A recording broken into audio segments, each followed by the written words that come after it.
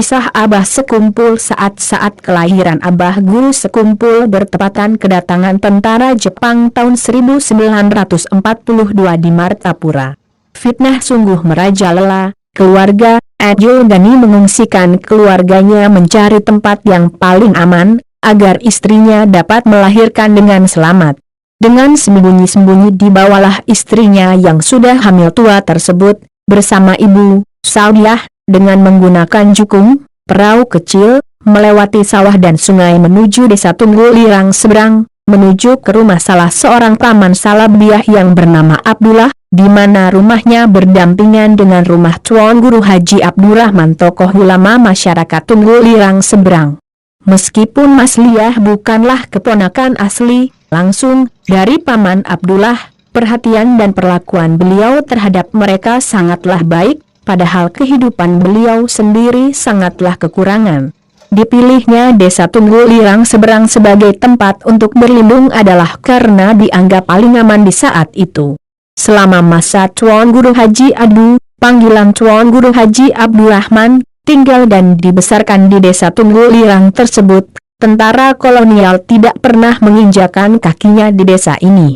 Sebab setiap kali akan menuju desa tersebut, selalu saja mendapat halangan dan rintangan yang tidak terduga, sebagaimana beberapa kali perahu tentara Belanda yang akan melewati desa Tunggul Lirang selalu saja kandas dan tenggelam, bahkan melewati hutan belantara saja padahal kampung dengan alasan yang tidak dimengerti oleh Belanda. Baru beberapa hari tinggal di desa Tunggul Lirang seberang, tibalah waktunya Mas Liah akan melahirkan anaknya.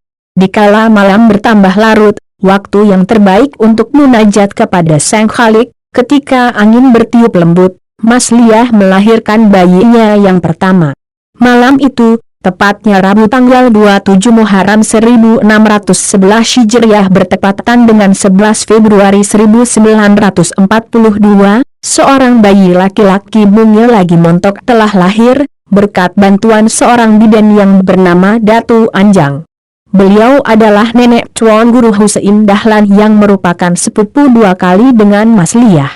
Sekalipun kehadiran bayi tersebut di malam hari yang kelam, sekelam dan sepekat nasib negeri dan bangsa ini ketika itu, namun betapa bahagia dan bersyukurnya Sang Ayah, apalagi bagi Sang Ibu yang telah mengandungnya selama lebih 9 bulan lamanya. Sungguh di luar dugaan, bayi yang baru lahir di saat orang-orang sedang terlelap dalam tidurnya, seharusnya terjaga akibat mendengar tangisannya, sebagaimana layaknya bayi-bayi lain yang baru lahir. Ternyata sang bayi tidak menangis, hanya diam tidak sedikit pun mengeluarkan suara. Matanya tertutup, seperti tidak ada tanda kehidupan.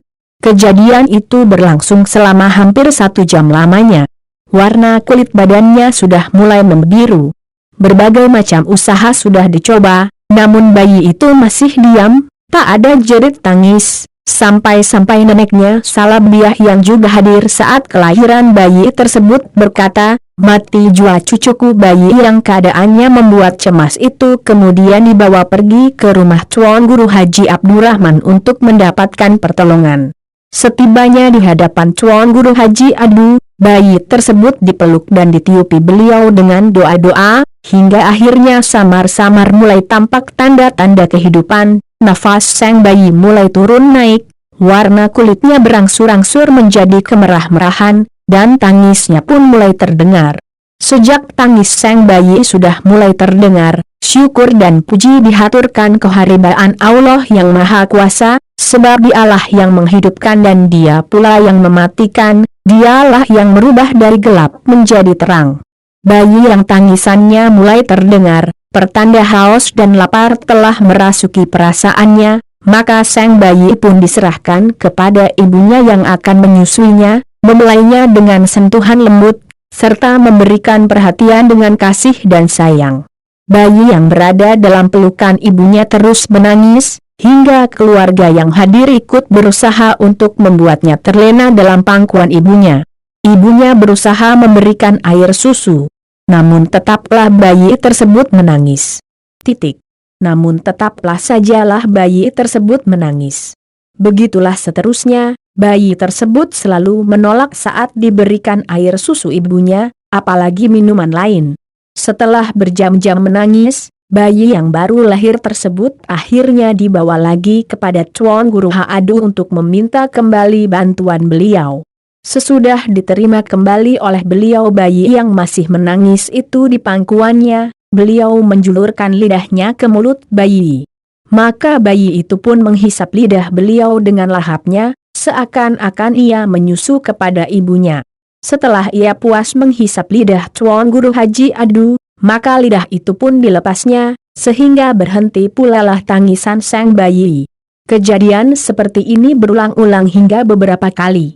Suatu ketika Mas Liah mencoba menyusui anaknya di dalam kamar yang tertutup, tanpa ada orang yang melihat. Tak disangka bayi itu mulai menghisap susu ibunya. Maka mengertilah Mas Liah bahwa bayinya tersebut seakan-akan enggan menyusu bila dilihat oleh orang lain. Sang bayi sepertinya berusaha memelihara ibunya dari membuka aurat di hadapan orang lain. Mungkinkah ini salah satu pertanda akan kemuliaan sang bayi di masa hidupnya kelak?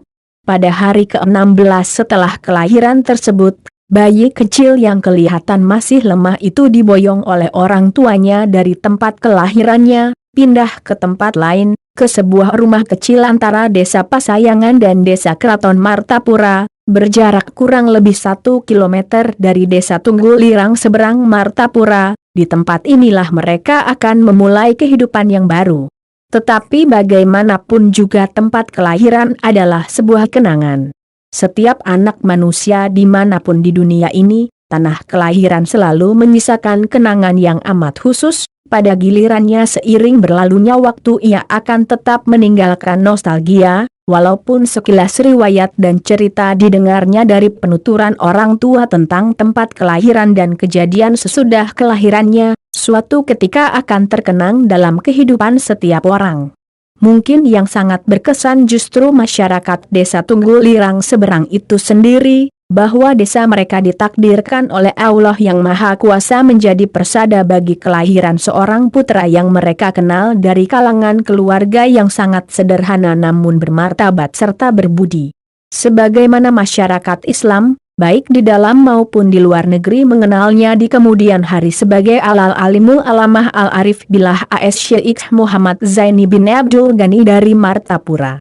Saat akan meninggalkan desa Tunggulirang seberang, atas doa dan restu Tuan Guru Haji Abdul Ghani dan istrinya Mas Liah beserta bayinya yang diberi nama Muhammad Kusyairi, beranjak pulang dengan menggunakan sebuah mobil yang disebut masyarakat sekitar dengan mobil jamban.